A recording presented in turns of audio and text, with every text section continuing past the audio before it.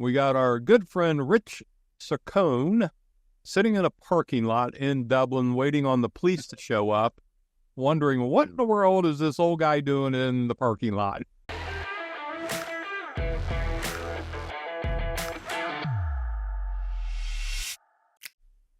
Hey there, everyone. Dave Barlow here with the gang from Sell for 1%. We got our good friend Rich Saccone sitting in a parking lot in Dublin waiting on the police to show up, wondering what in the world is this old guy doing in the parking lot. We meet old guy. That's true. We're young at heart. Young at heart, for God's sakes. How you doing there, Richard? I'm great, Dave. Thanks. Good. So the market? Yeah, let's talk about the market here. We've had a little bit of relief in the last couple of weeks since the beginning of May. I don't want to say it's anything, astounding, but we have the interest rates have leveled off and come down just a little bit. We're more high sixes, low sevens, and we were pushing mid sevens, high sevens there towards the end of April. The thing that's affected the interest rates more than anything was a came number on the jobs report at the beginning of the month. And the inflation numbers seem to be leveling off just a little bit. We had a CPI number that was a little lower than expected. And so we're getting a little bit of good news on inflation, a little bit of good news on employment being, well, not good news, but bad news on employment, which is good for interest rates. Yeah. And so all in all, mortgage rates are always forward-looking, as I tell you.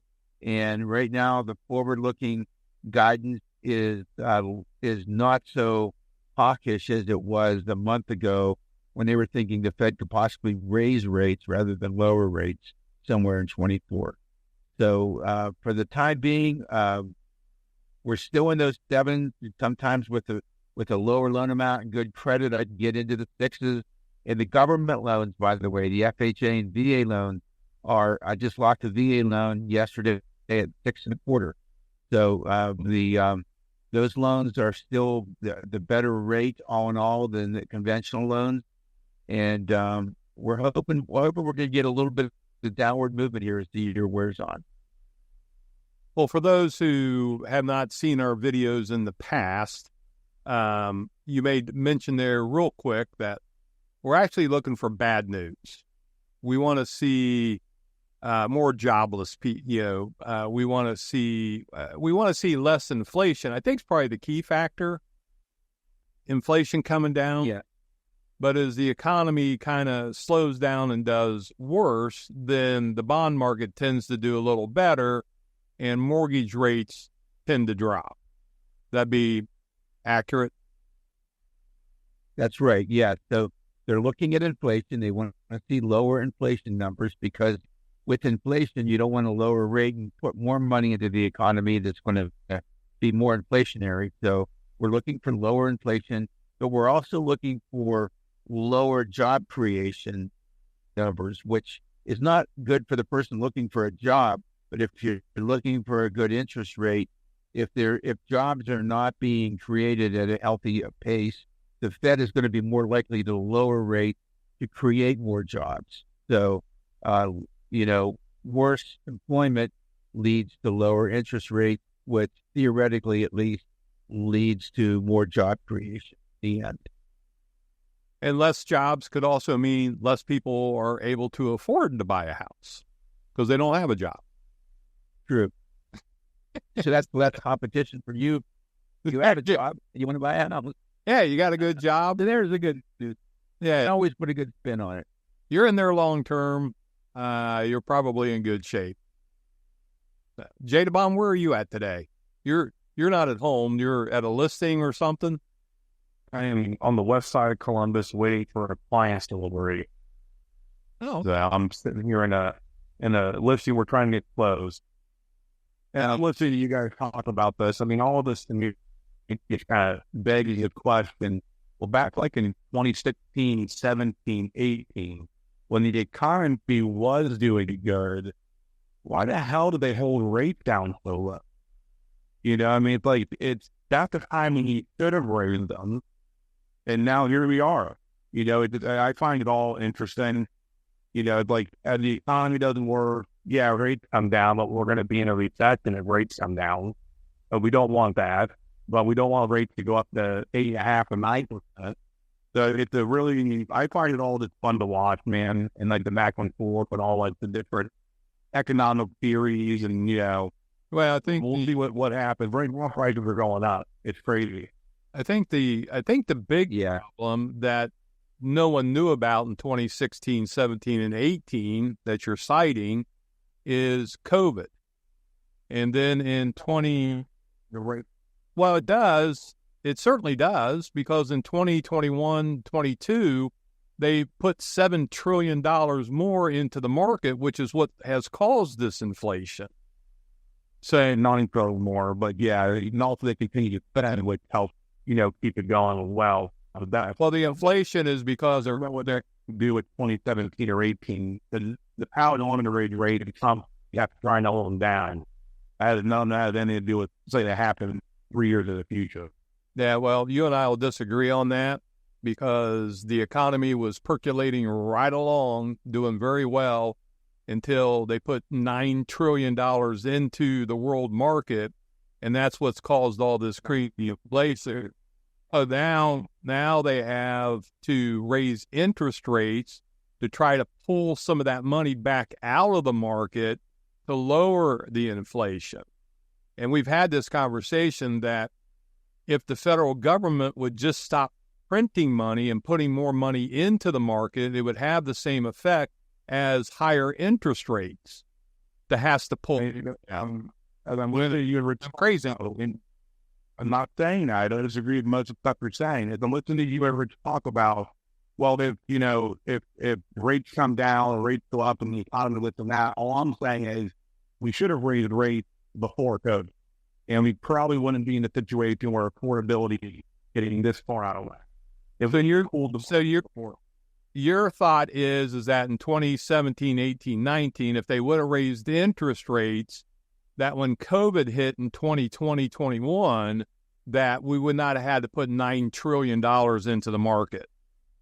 Oh, and it's a classic, trying to clean a corner and build a straw man. I'm not saying that at all. Okay. What I am saying is when the economy is doing well, that's when you should raise interest rates, not hold them near zero.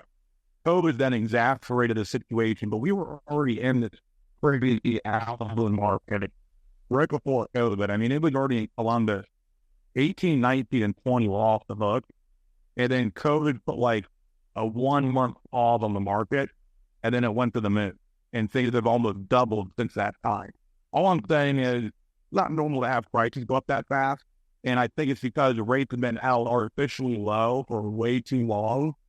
And so we'll see what is it this good there. There's a total disconnect here. You're simply saying that the $9 trillion has no impact on the market. Bringing that up, not what I said on the video. I said I agree with you that it is a big kind of driver. So is that, and they had that all. I had basically saying before that point in time, just if there's no COVID, just in general economically, if the market is doing well, that's when you raise rates. The market is doing poorly, that's when you lower rates. And all I'm pointing out, and you're really awesome about that, all I'm quickly pointing out is it was reversed prior to COVID. The economy was doing good, but rates were also being held low. I find it interesting that it was reversed right before. There were a lot of things happening before COVID. Look at the bank, look at the reverse repo market, start looking at the banking. I would simply say that people much smarter in the finance world than you and I decided in 2017, 18, and 19 not to raise rates, but nobody anticipated COVID, and then nobody anticipated putting $9 trillion into the world market. So, anyways, good discussion. I appreciate the... Correct. So, we agree there. Guys, I appreciate the conversation. Richard, enjoy that new car of yours. You're looking good. You're sporting good. Looks like you're... Thank you very much. You going golfing? No golf. I'm headed back to the office. I've got a lot of business to take care of. Headed back. Well, that's a It's good all thing. for Rick. That's a good thing. And you were just talking about that FHA and VA. You guys do all kinds of different loans. Yes, we do FHA, we do VA, of course, conventional. We do USDA. So if you're buying a home in the country, you may qualify for a no money down, no PMI USDA loan as well. You have to check address by address, and there are income limits. And then we do some of the off things like debt service loans that don't require income. They just base it on an investment property and what the rent roll would be. And we do bank statement loans where you can get a loan based on your bank statement over the last 12 months if you can't show the income. Of course, those rates are higher. Remember that. Those are not conventional conforming type preferred rate, but they are available if somebody needs something like that. And then if I can just say one more thing, one of the great products we have is a professional loan. Everyone's heard of the doctor loan. The doctor loan is where it's no money down, no PMI for a doctor, but we have expanded that to all professionals. So if you are any kind of a professional, including even a real estate agent, you have a professional license, so you're a professional. And as long as you make $125,000 or more a year, you can qualify for our professional loan, which is no money down, no PMI up to $750, 5% down, no PMI up to $1 million. So if you have any questions on that, let me know. All good stuff, Richard. Thank you, sir. If you're in the market, You're welcome, guys. if you're in the market, keep us in mind. We will say that Rich has a VA underwriter on staff, and so if you are a veteran and you're going for an engaged federal, stop, call Rich. It's going to be the best rate and the best closing cost. Sorry, Dad, go ahead. If you are in the It's just a story. oh boy, Just a story on that. A story on that, Jason. I had a veteran 2 days ago who was at USAA, and he was like, "Nah, I want to stay at USAA. My realtor told me to call you, but I'm at USAA." I said, "Don't tell me what rate they're giving you. I'll tell you what my rate is, and then you tell me if it's better or not." And I gave him my rate, which was 6.25. He was at 6.625 at USAA with higher closing fees, and he probably wouldn't have closed on time either. But so anyway, yeah, we do have great rates and quick closings on VA and FHA. We have dedicated underwriters for those. Yeah, closing 7 days. anybody else? Something like that. Jamie, you got anything to say? Take us home, Dave. Are you sure? All right, guys. Our names and numbers, contact information are here. Hit that like and subscribe. Click the bell if you'd like to see more information like this in the future. We appreciate Rich. Have yourself a great day. And Jamie and Jay. Thank you, guys. The old sales slogan, sell a bunch, buy lunch. We'll see you guys later. See you guys.